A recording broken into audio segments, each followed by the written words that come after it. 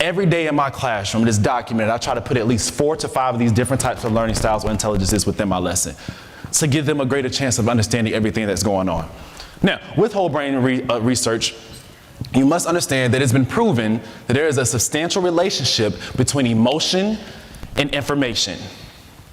Emotion actually can be either a catalyst or a blocker for the actual things that are going on inside of our classroom. And when you think about that, that's why people often talk about relationships and the positive climate and culture for your school and what's going on inside of your classroom. Because more importantly, if you can connect with that child and get them to buy in emotionally, you have something magical that's going to happen on your hands. But oftentimes in education, we don't really do that. Sometimes I feel we can do a better job at that. So as a former reading teacher and a reading teacher now, I often try to find ways to make sure I can pull context from different cultures to ensure that my students are learning. But as research begins to progress and we look, it doesn't really exist inside of the education system right now. This study was done on children's books. And as you can see, animals are represented more than most students of color. So with that understanding, how can a student be excited to be inside of your classroom, but they cannot necessarily see themselves represented in a way? Miriam Wright Edelman says, "You can't be what you can't see."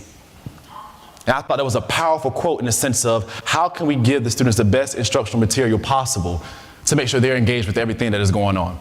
That's why I took a little risk this year. I decided to do an actual book study on Dear Martin. The middle school students loved it, 6th grade loved it, but it's about a young man named Justice. Now, Justice is absolutely brilliant. Justice has a way of being a personality that people just love being near him. He just loves learning inside of school. And during the very first chapter, as a young African-American male who goes to a phenomenal school inside of his city and district, he experiences police brutality. And next thing you know, you begin to see intergenerational trauma and things unfold. And then Justice actually starts to date and have a white girlfriend. And next thing you know, the story just begins to unravel. And all the students inside of the class are glued to the book because they can see themselves within that actual story at times. What ended up happening was school counties, superintendents started to ban this book and say that it wasn't acceptable for school. And the author made a phenomenal statement. She says, if you ban this book, you're trying to say that any student who has these experiences, your story really doesn't matter.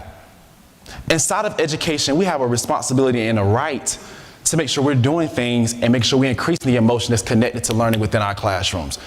Is it always easy? No, it is not. But I guarantee you it is definitely worth it.